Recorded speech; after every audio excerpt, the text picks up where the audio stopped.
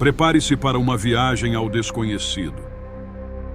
A nova série Lendas que o Povo Conta vai te levar a um mundo onde o mistério e o medo andam de mãos dadas. Em cada episódio, vamos explorar histórias que atravessam gerações, revelando segredos sombrios e lendas urbanas que assombram nossos sonhos. Você já ouviu falar da loira do banheiro ou do cavaleiro sem cabeça? Estas não são apenas histórias contadas ao redor da fogueira. São relatos que fazem o coração disparar e os calafrios percorrerem a espinha. Com narrações envolventes, cada lenda será apresentada de forma imersiva, fazendo você sentir que está dentro da história. Prepare-se para ouvir os sussurros do passado e descobrir o que realmente se esconde nas sombras. Venha descobrir se você tem coragem de enfrentar as verdades que o povo prefere esquecer. A série Lendas que o Povo Conta. Desde pequeno, eu ouvia histórias assustadoras sobre o corpo seco. Meu avô, um homem simples do interior, sempre falava com seriedade sobre esse espírito amaldiçoado, descrevendo-o como uma alma tão cruel que nem a terra aceitava em seu seio. Quem comete maldades extremas não descansa nem no inferno, ele dizia, com o rosto grave, enquanto o crepitar da lenha na lareira parecia dar ainda mais peso às suas palavras. Apesar de todos esses avisos, eu nunca acreditei de verdade. Era só mais uma lenda para assustar crianças, pensava. Isso, claro, até o dia em que eu mesmo tive meu encontro com o inexplicável. A história começou numa tarde quente de novembro, no coração de Minas Gerais. Meu primo Joaquim e eu, ambos com 12 anos na época, decidimos nos aventurar pela mata que circundava nossa casa. Viver no campo nos dava um espírito de exploração, e a ideia de seguir o riacho para ver onde ele nos levaria parecia a melhor forma de passar o dia. Armados apenas com facas de bolso e uma lanterna que mal funcionava, partimos com o entusiasmo típico da idade, rindo e contando piadas enquanto a luz do sol se infiltrava pelos galhos das árvores. Depois de quase uma hora seguindo o riacho, a mata começou a mudar. Os sons familiares da floresta, como o canto dos pássaros e o zumbido dos insetos, desapareceram de repente, deixando um silêncio quase opressor. Joaquim parou de repente, o rosto pálido. "Você sente isso?" Zrenia, ele perguntou, e por um momento pensei que era apenas medo infantil. Mas então percebi. O ar estava pesado, carregado com um cheiro horrível de podridão e terra molhada. Olhei em volta e vi uma árvore enorme, um velho jatobá com a casca marcada por arranhões profundos. As marcas eram longas, como se algo com garras afiadas tivesse rasgado a madeira. "Vamos embora daqui", Joaquim sussurrou, a voz tremendo, mas eu hesitei, tentando manter uma aparência de coragem. Foi então que ouvimos um som, um arranhar profundo, como se unhas gigantes arrastassem lentamente contra a madeira. Meu sangue gelou. O barulho vinha de algum ponto mais adiante, da parte da floresta onde a luz do sol mal chegava, onde as sombras pareciam se unir para formar figuras assustadoras. "É o corpo seco", Joaquim disse, quase sem voz. E dessa vez eu não ri. Não havia nada de engraçado naquela situação. Tentamos voltar pelo caminho de onde viemos, mas foi quando percebemos algo que me fez sentir um medo genuíno pela primeira vez na vida. O riacho havia sumido. A água, que deveria estar a poucos passos de nós, não existia mais. Olhei ao redor, desesperado, tentando entender o que estava acontecendo. O silêncio era absoluto, tão forte que parecia comprimir nossos ouvidos.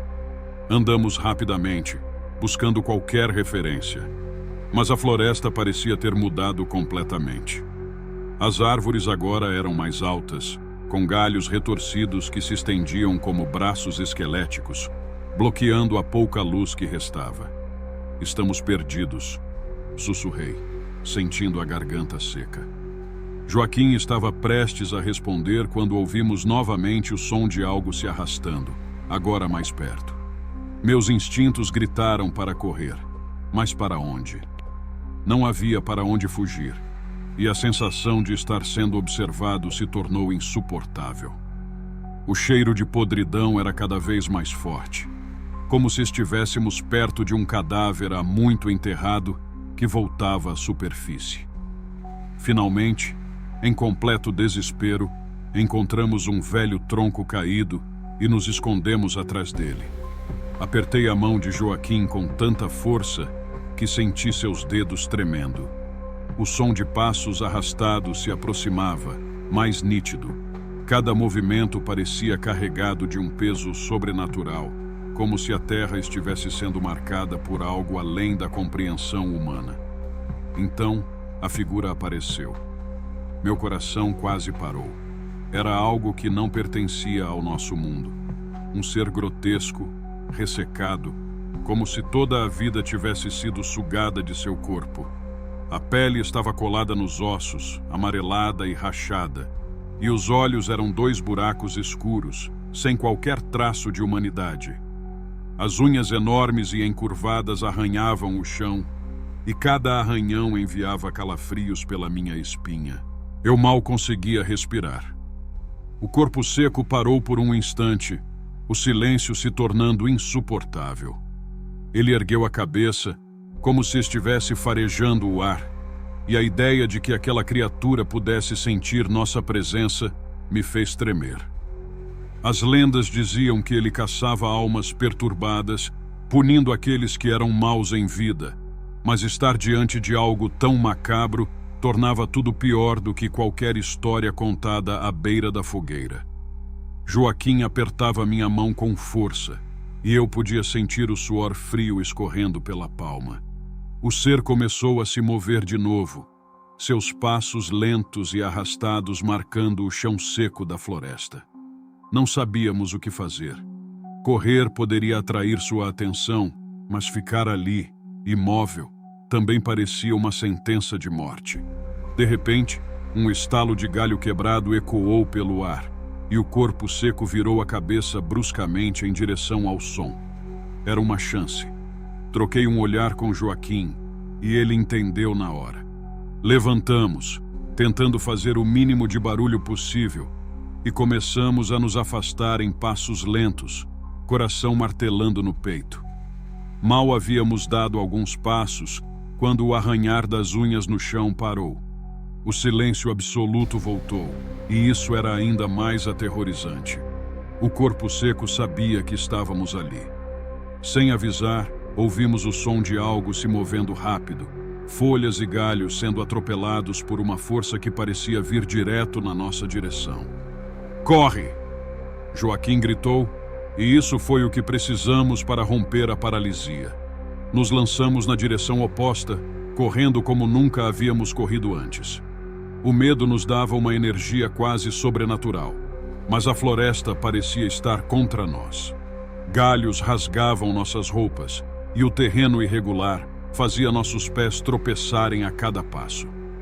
O cheiro de podridão ficava mais forte, quase insuportável, como se o próprio ar estivesse contaminado pela presença maligna que nos perseguia. Podia ouvir meu coração batendo tão alto que era como um tambor dentro dos meus ouvidos, mas o som dos passos do corpo seco não diminuía. Era como se ele estivesse sempre a poucos metros atrás, arranhando o chão, arrancando raízes com suas unhas monstruosas. Eu sentia as pernas queimando de tanto correr, mas o desespero me mantinha em movimento. Joaquim tropeçou e caiu com um baque pesado. Me virei imediatamente tentando puxá-lo, mas ele estava machucado, com o rosto coberto de medo. Antes que eu pudesse ajudá-lo, o corpo seco surgiu das sombras, seus olhos ocos fixos em nós. O tempo pareceu desacelerar. O ar ao redor ficou gélido e um arrepio percorreu minha espinha. Eu nunca tinha sentido um medo tão intenso, uma certeza tão clara de que estávamos diante de algo que não pertencia a este mundo. Num ato de puro instinto, Agarrei um galho caído e o levantei, como se aquilo pudesse nos proteger. O corpo seco parou por um momento, como se estivesse estudando minha reação. Foi então que uma voz, baixa e rouca, ecoou pela floresta.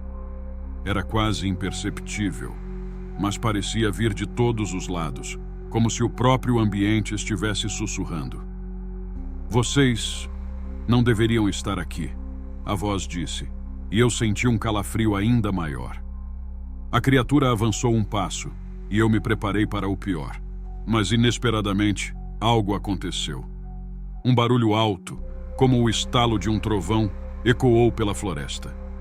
A criatura hesitou, seus movimentos ficando mais lentos, como se estivesse sendo puxada por alguma força invisível. O corpo seco recuou, seus olhos ocos perdendo o brilho maligno. De repente, ele se virou e desapareceu na escuridão, deixando o cheiro de podridão se dissipar lentamente. Fiquei ali, imóvel, até que Joaquim me sacudiu.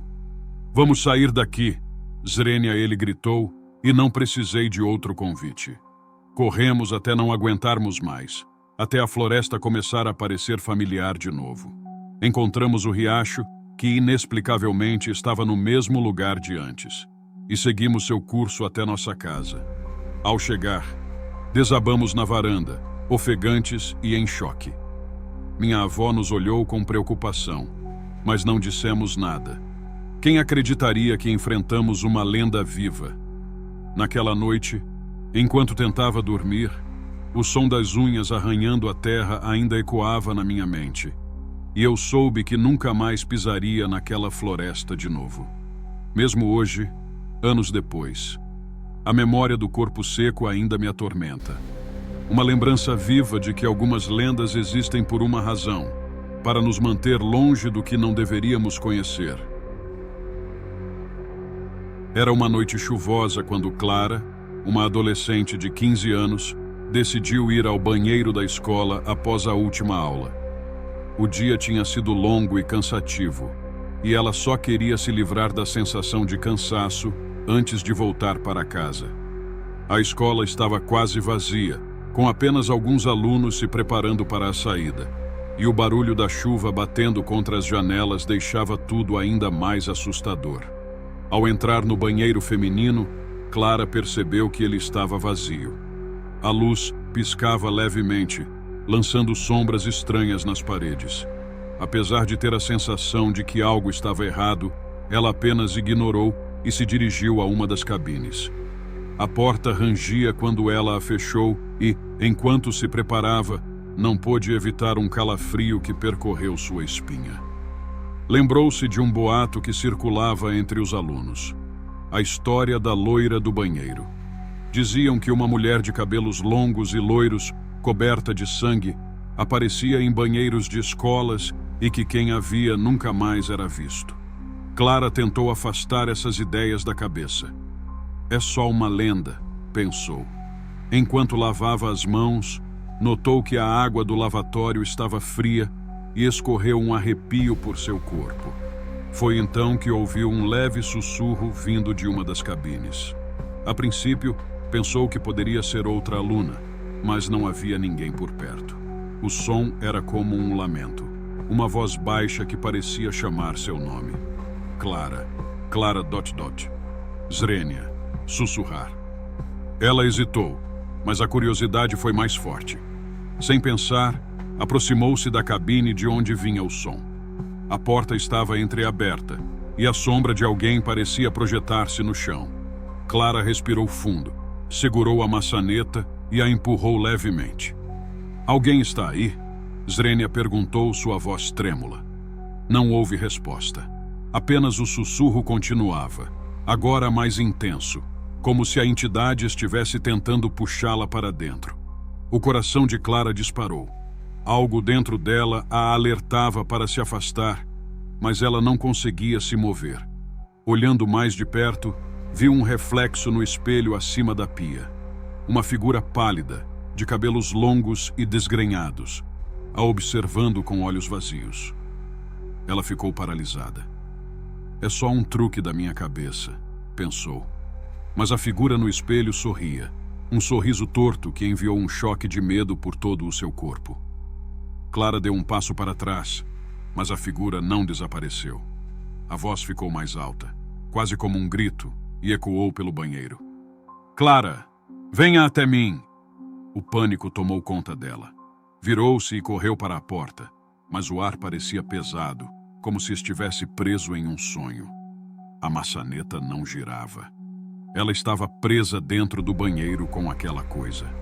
A luz começou a piscar com mais intensidade, e o som da chuva se intensificou, como se o mundo externo estivesse em perigo. O espelho refletia agora várias figuras, todas com rostos indistintos, olhando fixamente para Clara. Ela se lembrou de um aviso que ouviu de uma amiga. Se você ouvir a voz da loira do banheiro, não a siga. Ela quer sua alma. Agora estava em um pesadelo, presa entre a realidade e a lenda. Desesperada, começou a bater na porta. Me ajudem, tem alguém aqui. Mas a única resposta que recebeu foi o eco de sua própria voz, distorcida pela loucura da situação. Então, a figura apareceu atrás dela no espelho, mais próxima, quase tocando seu ombro. Clara virou-se lentamente, o coração pulsando em sua garganta, e a loira do banheiro estava ali, tão real quanto o medo que sentia. A mulher era uma visão aterrorizante. Seu vestido ensopado de água e sujeira, cabelos emaranhados caindo sobre o rosto. Você me chamou, sussurrou a criatura, com uma voz que soava como o sopro do vento. Você veio me encontrar. Clara sentiu a adrenalina tomar conta dela e, em um momento de coragem desesperada, empurrou a figura, correndo para a porta. Agora ela não se importava se o que estava acontecendo era real ou não. Ela precisava sair. A maçaneta finalmente girou, e Clara saltou para o corredor, onde a luz estava mais forte. Olhou para trás uma última vez e viu a loira do banheiro, parada na entrada do banheiro, o sorriso grotesco ainda estampado em seu rosto. O ar estava frio ao redor dela, como se o próprio espírito estivesse tentando congelar sua alma. Clara correu pelo corredor, seus passos ecoando, mas sentia que a criatura a seguia. As luzes piscavam, fazendo com que sombras dançassem nas paredes. Cada porta que passava parecia estar entreaberta, sussurrando promessas de armadilhas e destinos desconhecidos. Ela só queria chegar à saída, mas a imagem da mulher estava gravada em sua mente, e o eco de sua voz ainda ressoava em seus ouvidos. Quando finalmente alcançou a porta de saída, Clara sentiu uma onda de alívio, mas ao mesmo tempo um medo crescente. A chuva ainda caía lá fora, tornando tudo mais escuro e úmido. Ela se virou rapidamente, olhando para o interior da escola. A loira do banheiro não estava mais lá, mas a sensação de que algo a observava permaneceu. Desceu as escadas correndo, e seu coração parecia querer sair do peito. Ao chegar ao portão, lembrou-se de suas amigas que estavam esperando por ela do lado de fora. Clara, você demorou. Estávamos preocupadas, Zrenia disse uma delas, com um tom de alívio. Clara tentou sorrir, mas a tensão era palpável. Eu ouvi a loira do banheiro, murmurou, mas suas amigas apenas riram, achando que era apenas uma brincadeira. Naquele momento, ela decidiu não contar a verdade. O que aconteceu era um segredo que carregaria consigo para sempre. Durante o caminho para casa, as palavras da loira ainda ecoavam na sua mente.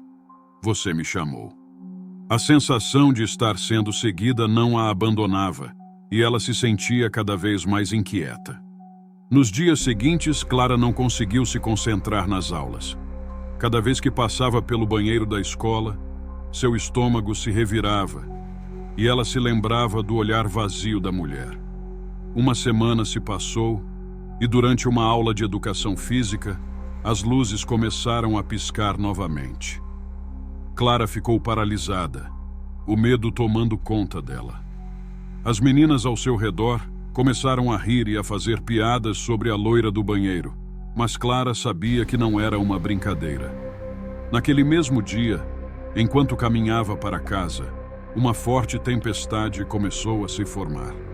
As nuvens escureceram rapidamente e um vento forte começou a soprar, fazendo Clara sentir que algo estava errado.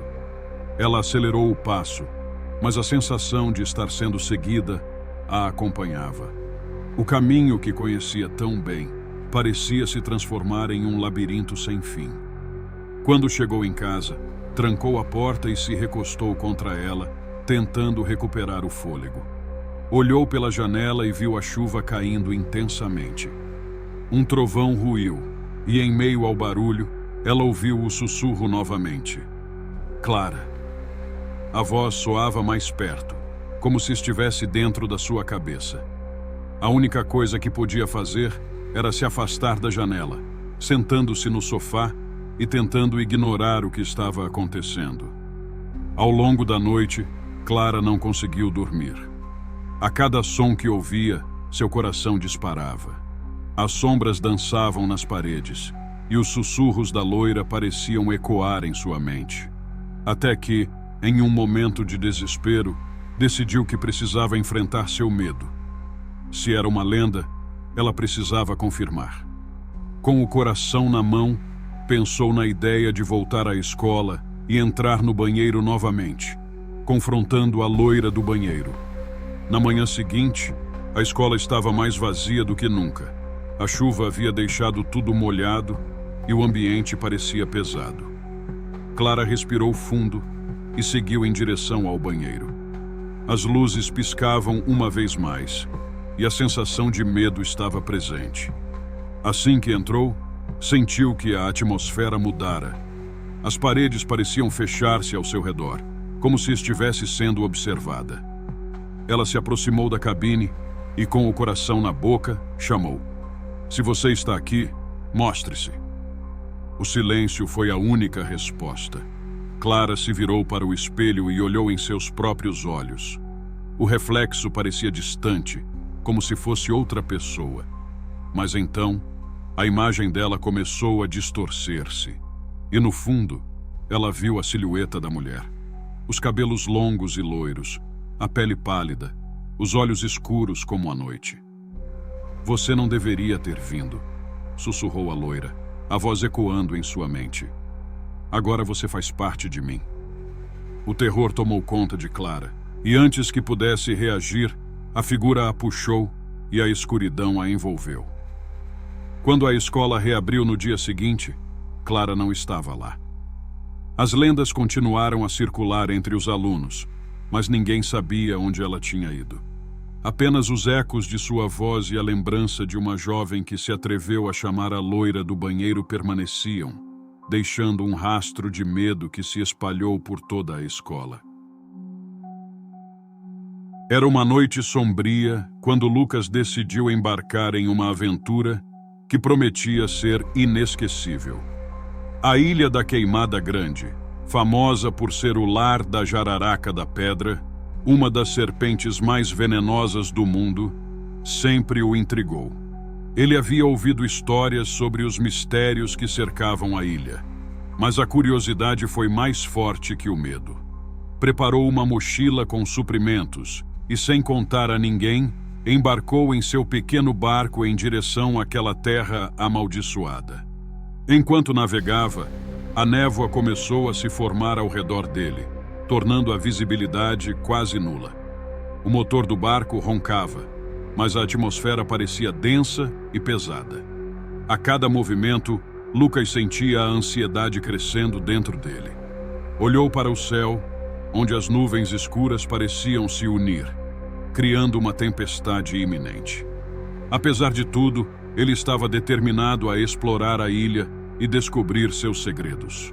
Ao chegar à praia, a areia estava fria e úmida, e o som das ondas quebrando na costa ecoava como um aviso. Ele amarrou o barco e deu os primeiros passos sobre a ilha. O ar estava impregnado de um cheiro doce e podre ao mesmo tempo, e a vegetação era tão densa que parecia esconder algo sombrio. Com um mapa que havia encontrado em um antigo livro, Lucas seguiu em direção ao centro da ilha, onde as histórias diziam que havia um farol abandonado. Conforme caminhava, o silêncio se tornou opressivo. O único som era o farfalhar das folhas, e mesmo os pássaros pareciam ter desaparecido. A cada passo, Lucas olhava ao redor, sentindo-se observado. A sensação de que algo ou alguém o seguia não o abandonava. Ele tentou ignorar, mas o coração batia mais forte a cada ruído, a cada sombra que se movia na periferia de sua visão. Finalmente, chegou ao farol. A estrutura estava em ruínas, coberta por vegetação e teias de aranha. A porta rangeu quando ele a empurrou, revelando um interior escuro e empoeirado. Dentro, os ecos de passos passados pareciam sussurrar segredos. Lucas acendeu sua lanterna e começou a explorar. As paredes estavam marcadas, como se algo tivesse arranhado a superfície em busca de liberdade. Um arrepio percorreu sua espinha. Enquanto subia as escadas em espiral do farol, ele sentiu uma presença. Era como se a própria ilha estivesse viva, observando-o. Chegando ao topo, a vista era impressionante. A imensidão do oceano se estendia diante dele, mas algo no horizonte chamou sua atenção. Uma sombra se movia rapidamente pela água, e Lucas sentiu um frio na barriga. Ele não estava sozinho. De repente, um som vindo do fundo do farol o fez sobressaltar. Era um sibilo, como se várias serpentes estivessem se agitando. Ele desceu as escadas rapidamente, o coração disparando. Ao chegar ao nível inferior, o barulho ficou mais intenso, e Lucas viu uma sombra se movendo entre as pilastras. Ele precisava sair dali. Correu em direção à saída, mas quando abriu a porta, ficou paralisado. A praia estava cercada por serpentes, todas com olhos brilhantes, prontas para atacar. A Ilha da Queimada Grande não era apenas um lugar perigoso. Era um cemitério para aqueles que não respeitavam suas regras. Lucas se virou e voltou para o interior do farol, o pânico o consumindo. O sibilo se tornou mais forte, e ele percebeu que não havia como escapar. Os instintos de sobrevivência gritaram em sua mente. Ele subiu as escadas novamente, agora procurando um lugar onde pudesse se esconder. No topo, ao olhar pela janela, viu que as serpentes haviam cercado a base do farol, como se estivessem esperando por ele. O mar estava agitado, e a tempestade, que antes era apenas uma promessa, agora se tornava real. Relâmpagos iluminavam o céu, e a ilha parecia vibrar. Sentado no chão frio do farol, Lucas se lembrou das histórias que ouvira sobre aqueles que ousaram explorar a ilha. Diziam que as serpentes não eram as únicas coisas perigosas ali. Havia rumores de que espíritos dos marinheiros perdidos vagavam por entre as árvores, sedentos por vingança. Agora, ele se perguntava se havia algo mais na ilha do que apenas criaturas mortais. Enquanto a tempestade se intensificava, Lucas ouviu passos pesados e sussurros vindos do andar de baixo. O medo se apoderou dele. O que mais está nessa ilha? Pensou. As vozes pareciam discutir, e ele se arrastou lentamente para mais perto da escada, na esperança de ouvir melhor. Com cuidado, espiou através da grade, e o que viu quase fez seu coração parar. Sombras se movendo sob a luz fraca de uma lanterna. Eram homens, mas não pareciam normais. Vestiam roupas rasgadas e tinham olhares vazios, como se estivessem mortos por dentro. Ele percebeu que não eram apenas marinheiros, mas talvez até vítimas anteriores, aprisionados na ilha, condenados a vagar eternamente por causa de suas escolhas imprudentes. Uma sensação de desespero o invadiu, e ele se afastou rapidamente, consciente de que a própria ilha estava tomando conta dele. A chuva começou a entrar pelas janelas quebradas, e Lucas sentiu que o tempo estava se esgotando. A tempestade não apenas dificultava a saída, mas a água estava subindo. Se ele não agisse logo, acabaria preso em um lugar onde ninguém deveria estar. Respirando fundo, Ele começou a pensar em uma maneira de escapar. As serpentes ainda estavam lá fora, mas ele precisaria ser rápido. Com a lanterna em uma mão e o mapa na outra, Lucas decidiu que precisaria descer. Ele esperava que as serpentes estivessem distraídas, mas ao abrir a porta, o sibilo se intensificou. O som parecia ter vida própria, como se a própria ilha estivesse protestando contra sua fuga. Um frio percorreu sua espinha e ele sentiu uma mão invisível segurando-o, mas a adrenalina o impulsionou adiante. Ele correu em direção à praia, as serpentes se agitando, mas Lucas não hesitou. Com um movimento rápido, ele se lançou na direção do seu barco, suas pernas parecendo pesar 1 tonelada. O medo se transformou em uma força avassaladora. A água estava turva e fria, mas ele não se importou. Com uma determinação feroz, conseguiu entrar no barco e puxar o motor, que relutantemente começou a roncar. As serpentes se aproximaram rapidamente e Lucas sentiu o horror crescendo dentro dele. Com o coração pulsando, ele virou o barco e se afastou da ilha. O mar estava agitado e as ondas balançavam sua embarcação, mas ele não olhou para trás. A ilha da Queimada Grande ficou cada vez menor e a escuridão parecia engolir o lugar. O cheiro da umidade e do pântano começava a ser substituído pelo aroma do mar aberto, mas a sensação de alívio era ilusória. No entanto, mesmo à distância, Lucas sentia o peso das sombras. As vozes dos marinheiros perdidos ecoavam em sua mente, misturadas ao sibilo das serpentes. Ele não poderia esquecer o que havia presenciado, e enquanto navegava para longe, a sensação de que algo o vigiava nunca desapareceu. Ele lembrou-se das histórias que ouvira sobre a ilha, os avisos de que ninguém que havia pisado ali saíra sem marcas profundas em sua alma. À medida que avançava para a costa, relâmpagos iluminavam o céu, criando um espetáculo aterrador. O mar, antes tranquilo, agora se tornava um palco de fúria. Lucas tentava manter o foco, mas a imagem das serpentes dançando em sua mente o fazia hesitar. O motor do barco rangia sob a pressão das ondas e ele lutava contra a força do vento que parecia querer arrastá-lo de volta para a ilha amaldiçoada. Cada instante se arrastava e a sensação de que algo estava prestes a acontecer aumentava. Ele virou a cabeça para olhar para trás uma última vez e o que viu o paralisou. Uma sombra gigante estava emergindo das profundezas do mar, como se a própria ilha quisesse reivindicar sua presa. O corpo de Lucas reagiu antes de sua mente. Ele acelerou o motor com toda a força, a adrenalina bombeando em suas veias. O barco disparou para frente, cortando as ondas com a urgência da fuga. Finalmente, ele avistou a costa. O abrigo da terra firme se aproximava, mas a ilha atrás dele ainda parecia viva, pulsando com uma energia sinistra. Enquanto ele se aproximava da areia, as ondas quebravam com violência, como se as águas quisessem arrastá-lo de volta para o horror.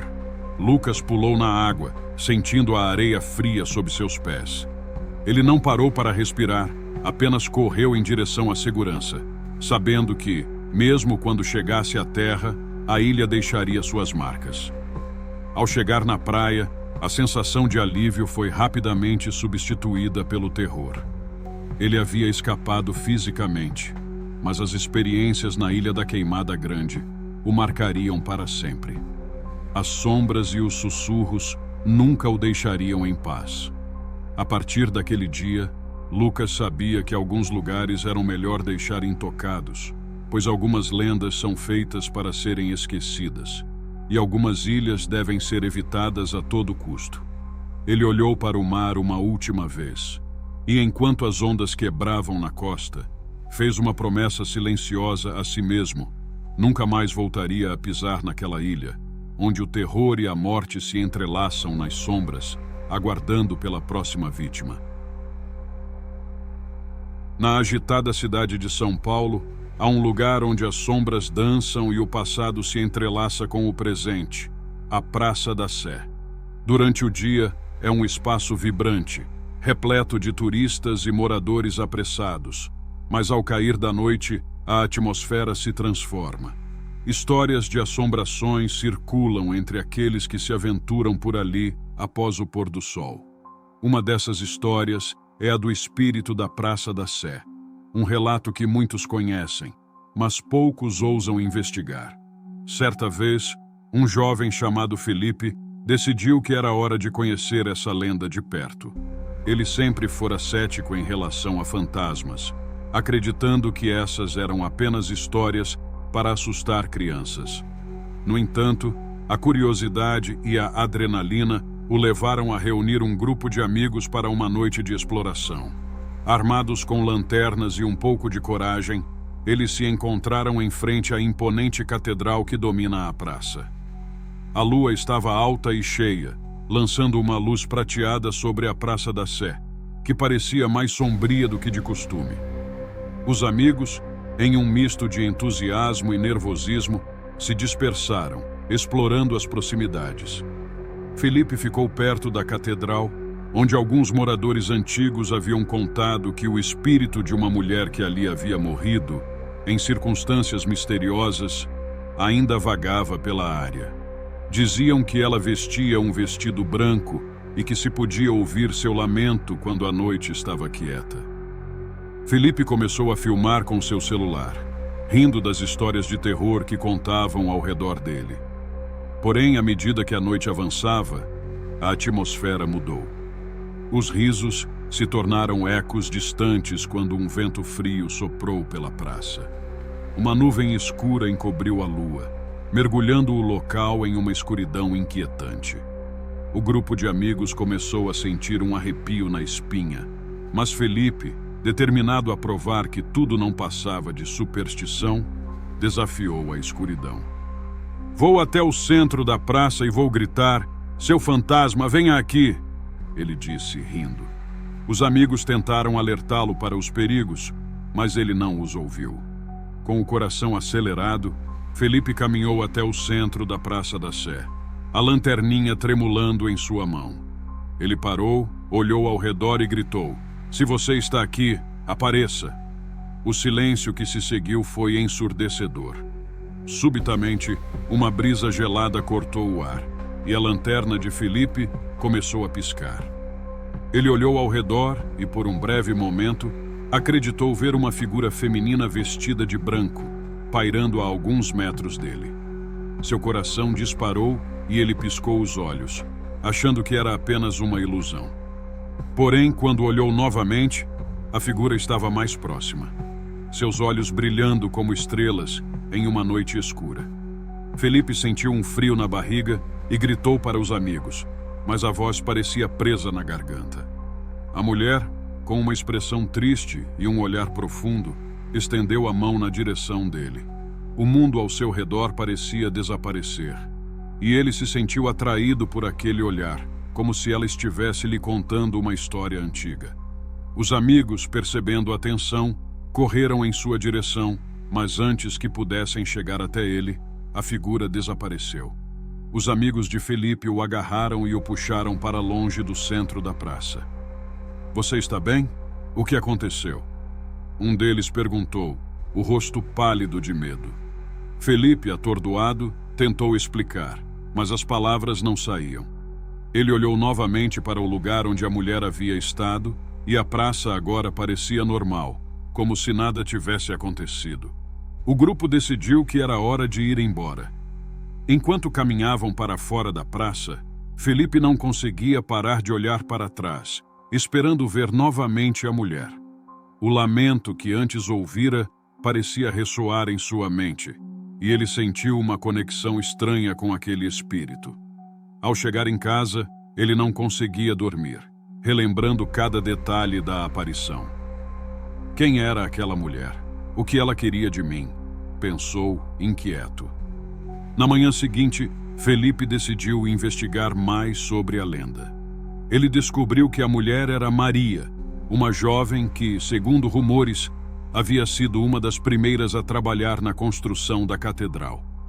Ela havia se apaixonado por um arquiteto mas seu amor não foi correspondido. Em um dia fatídico, Maria, em um momento de desespero, teria se jogado da torre da catedral, e seu espírito nunca encontrou paz. A história deixava Felipe angustiado, e ele decidiu que precisava voltar à praça, não apenas para ver se ela apareceria novamente, mas para tentar entender o que a mulher queria. À noite, armado com uma vela e uma garrafa d'água, ele voltou à Praça da Sé. A lua estava cheia novamente e a atmosfera estava carregada de expectativa. Ele se sentou no mesmo lugar onde havia encontrado o espírito e começou a falar, chamando por Maria. Ele pediu desculpas por ter zombado dela, queria entender sua dor e oferecer algum tipo de consolo. Felipe aguardou em silêncio, a vela tremulando diante dele. O vento parecia sussurrar segredos enquanto a praça, àquela altura da noite, estava deserta. Ele sentia o peso da solidão ao seu redor, como se o mundo estivesse prestes a ouvir seu clamor. Em um momento de reflexão, Felipe começou a falar, expressando seus sentimentos de forma honesta, sem mais zombarias. Ele desejava se conectar com a mulher que havia perdido a vida ali.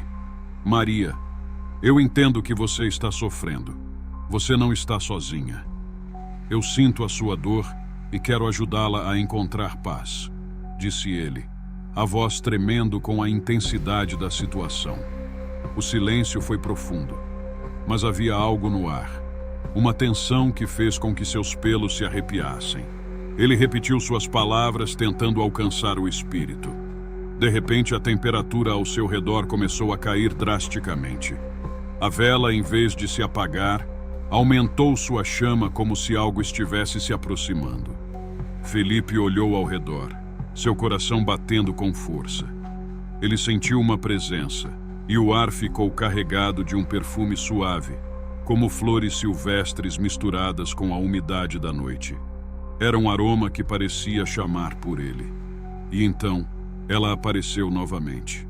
Maria estava ali, mais nítida do que da primeira vez, como uma miragem iluminada pela luz da lua. Seu vestido branco flutuava ao redor dela, e sua expressão era de tristeza profunda, mas havia um brilho de esperança em seus olhos. Felipe sentiu um nó na garganta. "O que você deseja, Maria? Como posso ajudá-la?" Ele perguntou, a voz quase um sussurro. A mulher moveu os lábios, mas não produziu som algum. Contudo, Felipe entendeu. Ele viu flashes de sua vida, como uma projeção diante dele. Momentos de alegria, amor e depois a dor de um coração partido. Maria não buscava vingança. Ela queria ser lembrada. Queria que sua história não se apagasse nas páginas do tempo. Ele percebeu que ela estava presa entre o mundo dos vivos e dos mortos, incapaz de seguir em frente. Com coragem renovada, Felipe falou novamente. "Eu vou contar a sua história, Maria. Eu farei com que as pessoas saibam quem você foi, o amor que teve e a tragédia que viveu. Você não será esquecida." As lágrimas escorriam pelo rosto de Maria, e ele sentiu que, de alguma forma, suas palavras estavam alcançando-a. A presença dela parecia se intensificar, e uma brisa suave envolveu Felipe, como um abraço. Ele viu seus lábios se moverem de novo, desta vez mais claros. "Obrigada." Foi o que conseguiu entender, e com isso, a mulher começou a se dissipar, sua forma se tornando etérea e leve. Ele sabia que havia feito a coisa certa. Na manhã seguinte, Felipe acordou com a determinação renovada. Ele começou a pesquisar sobre a história de Maria e a Praça da Sé, escrevendo tudo em um caderno. Cada página que preenchia era um passo mais perto de libertar o espírito da mulher. Ele conversou com historiadores, leu documentos antigos e conversou com moradores da região que conheciam as lendas. Após semanas de dedicação, Felipe decidiu que era hora de contar a história. Organizou um evento na própria Praça da Sé, convidando pessoas para ouvir sobre Maria e suas experiências. Quando a noite chegou, o local estava cheio de curiosos e interessados, todos sentados em círculo, enquanto ele falava. Ele descreveu Maria com amor e respeito, contando não apenas sobre sua vida, mas também sobre seus sonhos e o amor que nunca pôde viver plenamente.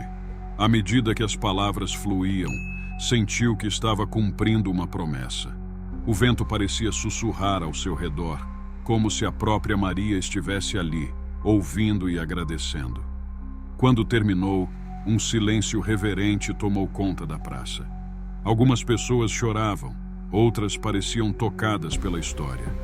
Felipe sentiu um peso ser retirado de seus ombros. Ele havia feito mais do que contar uma lenda. Havia dado voz a um espírito esquecido, permitindo que sua história fosse lembrada. A partir daquela noite, a Praça da Sé não foi mais vista apenas como um ponto turístico, mas como um lugar onde histórias de amor e perda coexistem. E, em alguma parte do universo, Maria finalmente encontrou paz, sabendo que seu legado continuaria a viver nas palavras de Felipe e na memória de todos aqueles que ouviram sua história. O espírito da Praça da Sé estava livre, e a lenda agora tinha um novo significado, envolvendo todos que passavam por ali em um abraço caloroso de esperança e amor. Era uma noite escura na cidade de Maceió, no coração de Alagoas, quando a lenda da mulher de algodão começou a ser sussurrada entre os moradores. Dizem que, na década de 1940, havia uma jovem chamada Maria, conhecida por sua beleza e por seu jeito doce. Os homens a admiravam, mas o que muitos não sabiam é que ela carregava uma maldição, um segredo que a tornava diferente. Maria era conhecida por seu amor pela natureza e, especialmente, pela plantação de algodão que seus pais cultivavam. Ela sempre estava entre as folhas brancas, dançando como se a brisa fosse sua companheira, com um vestido leve que esvoaçava ao vento. Certa noite, enquanto estava sozinha na plantação, Maria ouviu um sussurro, como se as folhas do algodão estivessem falando com ela. Curiosa, aproximou-se de um campo mais afastado, onde a lua iluminava uma figura sombria.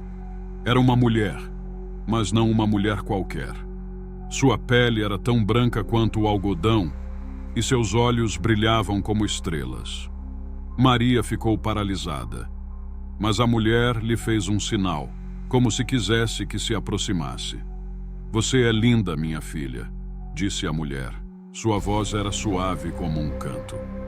"Mas sua beleza precisa de algo mais para brilhar. Eu posso lhe dar isso." A tentação era grande, e Maria, sem pensar nas consequências, aceitou a proposta. A mulher de algodão lhe entregou um pequeno pedaço da planta e pediu que a jovem a plantasse em seu quintal, prometendo que a faria a mais desejada de todas. Os dias passaram, e Maria, encantada com a transformação que começou a ocorrer, viu seus cabelos se tornarem mais sedosos, sua pele mais luminosa. As pessoas na cidade começaram a olhar para ela com outros olhos. No entanto, a cada elogio que recebia, Maria sentia uma dor crescente no peito, como se algo estivesse sendo tirado dela. A mulher de algodão aparecia em seus sonhos, sempre a lembrando do pacto que fizeram. A jovem se sentia mais bonita, mas também mais sozinha. Os amigos se afastavam, e o amor verdadeiro, que um dia parecia tão próximo, evaporou como a neblina da manhã. Em um dia ensolarado, ao visitar a plantação, Maria viu que o algodão começava a murchar, e sua cor branca se tornava pálida, quase cinza. Desesperada, correu até a mulher que lhe dera o presente. "Você me prometeu beleza. O que está acontecendo?" gritou Maria, sua voz ecoando entre as folhas. A mulher de algodão sorriu, mas não havia bondade em seu olhar. "Beleza não vem sem um preço, minha querida. Cada elogio que você recebe, algo de seu coração deve ser pago." Maria se deu conta do que estava acontecendo.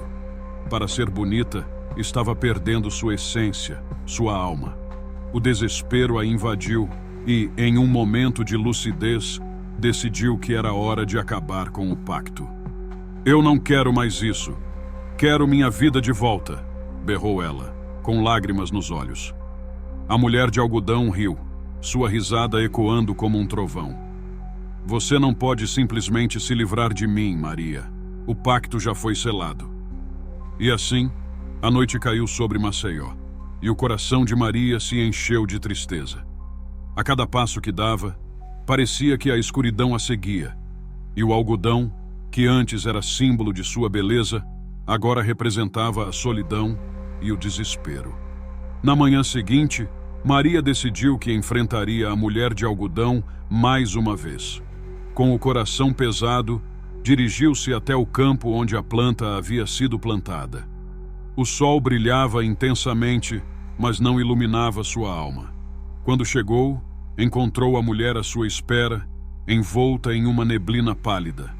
"Eu voltei", disse Maria, sua voz firme. "Vou desfazer esse pacto." A mulher sorriu de forma sombria, mas Maria sentiu uma nova determinação. "Tire a beleza que me deu. Quero ser eu mesma novamente." A mulher riu novamente, mas agora havia algo diferente. O riso não tinha mais o mesmo poder. "Se você realmente deseja isso, então haverá uma condição. Você terá que enfrentar suas maiores inseguranças e mostrar que está disposta a se amar de verdade. Se conseguir, poderei libertá-la dessa maldição", disse a mulher, seu olhar avaliando cada movimento de Maria. Maria, cheia de coragem, aceitou o desafio. A mulher de algodão se afastou e as sombras começaram a se dissipar. Mas a jornada de Maria estava apenas começando. O caminho para a autodescoberta estava repleto de dificuldades, mas ela estava disposta a enfrentar cada uma delas para recuperar sua essência. Os dias seguintes foram de luta e autodescoberta. Maria começou a olhar para si mesma de uma forma diferente. Ao invés de se deixar levar pela beleza efêmera, decidiu que era hora de se conhecer. Lembrava-se dos momentos simples de sua vida, da alegria de dançar entre os pés de algodão e dos risos com seus amigos. Essa conexão com sua verdadeira essência começou a criar uma luz dentro dela, um brilho que não dependia da aparência, mas da autenticidade. Certa noite, Maria sentou-se no chão da sua casa, cercada por espelhos. Olhou-se de frente e, em vez de buscar a perfeição, começou a aceitar suas imperfeições. As marcas em sua pele, o jeito de seu cabelo, tudo que ela sempre quis mudar. Com cada pensamento positivo, sentia uma parte da dor que a consumia se dissipar. Ela se lembrou de como sempre sonhou em ser livre, como os pássaros que voam sobre os campos. E nesse instante de clareza, decidiu que iria lutar por essa liberdade. As lembranças da mulher de algodão ainda a assombravam, mas agora eram diferentes. Maria sabia que a mulher não era uma vilã. Era um reflexo do que ela havia permitido que sua vida se tornasse. Quando o sol nasceu na manhã seguinte, ela se sentiu leve, como se tivesse se livrado de um peso que carregava há muito tempo. Finalmente, chegou o dia do confronto final. Maria dirigiu-se ao campo de algodão, onde tudo havia começado. O vento soprava suavemente, trazendo consigo o perfume das flores que começavam a desabrochar. A mulher de algodão estava lá, esperando. Sua presença era tão imponente quanto antes, mas Maria não sentiu mais medo. "Você voltou", disse a mulher, seus olhos brilhando como se soubesse que algo havia mudado. "Está pronta para desistir do que deseja?" "Não, estou aqui para reivindicar minha vida de volta", respondeu Maria, sua voz firme. "Eu entendi o que realmente significa ser bonita. Não preciso da sua beleza mágica para ser feliz." A mulher de algodão observou a determinação nos olhos de Maria e, pela primeira vez, o semblante dela pareceu vacilar. "Você realmente acha que pode me desafiar? que pode se livrar do que eu ofereci? Eu não estou me livrando de você. Estou abraçando quem sou. Cada insegurança, cada medo. Eu sou mais do que um rosto bonito. Sou amor, sou luz, sou Maria, afirmou, seu coração batendo forte, mas tranquilo. O ar ao redor delas começou a mudar, como se a energia estivesse se ajustando. A mulher de algodão olhou para o chão e algo mudou em seu olhar. Maria percebeu que as sombras que cercavam a mulher começaram a se dissipar.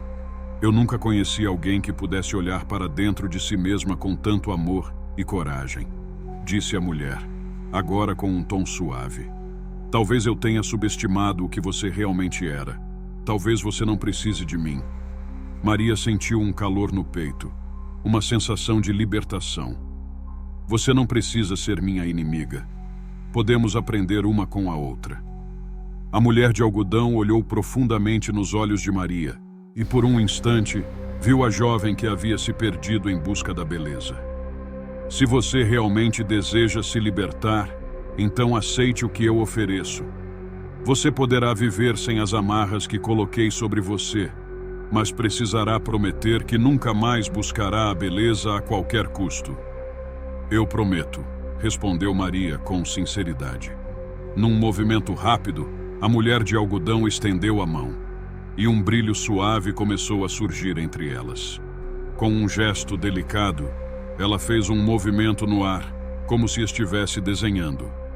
O brilho se espalhou e, em um instante, Maria sentiu um alívio indescritível. As correntes invisíveis que a prendiam a uma busca insaciável pela perfeição foram quebradas. Agora você está livre, Maria. Lembre-se, a verdadeira beleza vem de dentro, e sua luz é mais poderosa do que qualquer encanto que eu poderia oferecer, disse a mulher, sua figura começando a se dissolver em um feixe de luz. E assim, a mulher de algodão desapareceu, mas não sem antes deixar uma última mensagem ecoando no ar. A beleza é efêmera, mas a alma é eterna. Maria, agora livre, voltou para sua vida, um novo brilho em seus olhos. Aprendeu a apreciar cada parte de si mesma e a celebrar a autenticidade. Com o tempo, tornou-se um símbolo de amor próprio na comunidade, inspirando outras pessoas a abraçar quem realmente eram. A lenda da mulher de algodão se espalhou, mas agora como um aviso, uma história sobre a busca pela verdadeira essência e a liberdade que vem ao aceitá-la. Maria nunca mais se esqueceu do que aconteceu e em cada dança entre os pés de algodão, ela sorria, sabendo que sua verdadeira beleza vinha do amor que cultivou dentro de si. Era uma noite escura e sem estrelas em Pindamonhangaba. O vento cortava a cidade como uma faca, e os moradores sussurravam sobre a lenda do cavaleiro sem cabeça, um espírito que assombrava as florestas à noite. Diziam que quem cruzasse seu caminho nunca mais voltava. Para muitos, essa história era apenas mais uma fábula inventada para assustar crianças. Mas João, um jovem corajoso e inquieto, não tinha certeza disso. Certa noite, ele decidiu se aventurar na floresta. Ignorou as advertências de sua mãe, que sempre dizia para não se meter com histórias de assombrações. É só uma lenda, pensou, enquanto pegava uma lanterna e um bastão. Com passos firmes, ele entrou na mata, determinado a provar que as histórias eram apenas isso, histórias. Conforme avançava, a escuridão se tornava mais densa e as sombras dançavam em sua volta. O canto dos grilos parou abruptamente, como se todos soubessem que algo estava prestes a acontecer. João parou, ouvindo o silêncio, e em um instante ouviu o som de cascos, vindo de algum lugar distante. Um frio percorreu sua espinha. É só o vento, tentou se convencer. Mas então ele viu. Um cavalo negro, majestoso e imponente, galopava em sua direção, mas não havia ninguém montado nele. O coração de João acelerou e ele hesitou. Quando o cavalo parou, a lanterna revelou uma figura envolta em uma armadura mas sem cabeça. O cavaleiro sem cabeça estava ali, à sua frente. João sentiu um misto de medo e curiosidade. Ele não acreditava que estivesse frente a frente com a lenda. "O que você quer de mim?" gritou, sua voz tremendo. O cavaleiro não respondeu, mas seu olhar vazio parecia penetrar na alma de João. O jovem recuou um passo, sem saber o que fazer. Com um movimento brusco, o cavaleiro levantou uma mão e o vento começou a soprar com força, como se quisesse levá-lo embora. "Volte para casa, menino." A voz ecoou na noite. "Este não é o seu lugar. Aqui é onde os medos se tornam reais." João sentiu o pânico subir. Ele sabia que não deveria estar ali, mas a curiosidade o mantinha paralisado. "Eu só queria ver se era verdade, se você realmente existe." João gritou, sua voz ecoando pela floresta. O cavaleiro ficou em silêncio por um momento e a tensão no ar era palpável. O vento parou abruptamente, como se o mundo inteiro estivesse segurando a respiração. "Se você quer saber a verdade, deve ir até o cemitério antigo", disse o cavaleiro. "Lá estão as respostas que procura, mas saiba que a verdade pode ser mais aterrorizante do que você imagina." E com isso, ele virou o cavalo e disparou para a escuridão. João hesitou, mas a necessidade de descobrir o que estava acontecendo era mais forte que o medo. Ele seguiu a direção indicada, seu coração batendo forte no peito. Ao chegar ao cemitério, uma névoa densa envolvia os túmulos e uma sensação de desespero pairava no ar. O vento soprou frio e ele acendeu a lanterna, iluminando o caminho à sua frente. As lápides eram antigas e cobertas de musgo. Enquanto explorava, sentiu que não estava sozinho. Uma presença parecia observá-lo e seu estômago se revirou. Ele se aproximou de uma lápide que parecia mais desgastada, onde estava escrito: Sir Alfred de Pindamonhangaba, o cavaleiro que defendeu esta terra. João leu as palavras com cuidado. A data de sua morte era há séculos. Ele lembrou das histórias que ouviu sobre o cavaleiro, sobre como ele lutou bravamente para proteger sua cidade. Mas o que o deixava mais intrigado eram as palavras finais, procurando pela cabeça que perdeu até que a verdade seja revelada. Com isso, ele percebeu que o cavaleiro não era apenas um espírito vagando sem rumo. Ele precisava de ajuda, e essa ajuda poderia vir de alguém que tivesse coragem suficiente para encarar seus próprios medos. Era agora ou nunca. João, seu coração palpitando, olhou em volta, as sombras dançando sob a luz trêmula de sua lanterna. Ele não podia recuar agora. O espírito do cavaleiro sem cabeça precisava de ajuda, e uma parte dele sentia que o destino deles estava entrelaçado. Eu não posso deixar isso assim, murmurou para si mesmo, a voz firme apesar do medo. Ele se ajoelhou diante da lápide de Sir Alfred e, em um impulso, começou a falar. Eu quero ajudar você a encontrar o que perdeu. Diga-me o que fazer. O silêncio tomou conta do cemitério e João sentiu a pressão do ar mudar. Era como se o próprio lugar estivesse esperando uma resposta. E então, como uma brisa leve, a resposta veio. A resposta está nas florestas. A cabeça que perdi guarda o segredo da minha liberdade. João levantou-se rapidamente, a determinação agora ardendo dentro dele. Ele sabia que precisava retornar à floresta, mas o que exatamente ele procurava? Ao longe, a figura do cavaleiro apareceu, reluzente sob a luz da lua. Com a lanterna tremendo em sua mão, João começou a correr na direção dele. Espere! Ele gritou, mas o cavaleiro já estava desaparecendo entre as árvores. João seguiu, correndo como se sua vida dependesse disso. O caminho era difícil, e os galhos das árvores pareciam querer prendê-lo. Ele não podia desistir. A lenda precisava de um desfecho, e ele estava determinado a encontrar o que havia acontecido com o cavaleiro. Enquanto corria, lembranças de histórias contadas por sua avó vinham à mente. Diziam que a cabeça do cavaleiro estava escondida em um lugar sagrado onde os sonhos e os pesadelos se encontravam. Seria esse o mesmo lugar que ele estava prestes a descobrir? A adrenalina pulsava em suas veias. Finalmente, ele chegou a uma clareira. O ar estava pesado e o céu parecia estar mais escuro ali. No centro da clareira, uma pedra grande e antiga se erguia, coberta de musgo e envolta por raízes grossas. João sentiu uma presença poderosa emanando daquele lugar. Aqui é onde tudo começou, sussurrou, olhando para a pedra. Naquela clareira, ele se lembrou das palavras do cavaleiro. A cabeça que perdi guarda o segredo da minha liberdade. João se aproximou da pedra e, com a lanterna, iluminou cada canto. Foi quando notou algo brilhante entre as raízes. Seu coração disparou. Ele se agachou e puxou cuidadosamente o que parecia ser um capacete enferrujado. Era a cabeça do cavaleiro. A visão de algo tão místico o deixou sem palavras. No entanto, algo não parecia certo. A cabeça parecia sussurrar, e os sussurros se tornaram mais altos, transformando-se em um clamor. Libere-me! Libere-me! O eco reverberou na clareira e João se viu preso entre a dúvida e a coragem.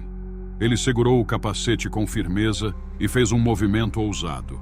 Senhor Alfredo, eu o liberto! Gritou e, com isso, jogou o capacete no chão. Um silêncio absoluto tomou conta do ambiente. Então, uma luz intensa começou a brilhar ao redor da pedra e a figura do cavaleiro sem cabeça apareceu novamente, agora com uma expressão de alívio. Obrigado, jovem. Agora estou livre. Ele sorriu e a expressão de dor que sempre esteve em seu rosto desapareceu. O cavaleiro olhou para o céu e uma aura de luz começou a envolvê-lo. A verdade que você buscava não era apenas sobre mim, mas sobre você mesmo. O medo que você enfrentou aqui é um passo para se libertar. A presença do cavaleiro começou a se dissipar, e com isso, a névoa da floresta começou a se levantar. A calma voltou e João sentiu uma onda de alívio. Ele havia superado um medo profundo e, de alguma forma, se conectado com a lenda. Quando olhou para a clareira novamente, notou que a pedra tinha desaparecido, assim como a carga pesada que sentia antes. João saiu da floresta ao amanhecer, o sol brilhando suavemente no horizonte. Ele sabia que nunca esqueceria aquela noite, nem as lições que aprendeu. As histórias do Cavaleiro Sem Cabeça agora não eram apenas lendas, mas uma parte de sua vida. Ele voltou para Pindamonhangaba, com a certeza de que mesmo as lendas mais sombrias podem trazer luz e coragem quando confrontadas. E assim João se tornou um guardião das histórias, compartilhando suas experiências com todos, para que ninguém se esquecesse do poder de enfrentar os próprios medos.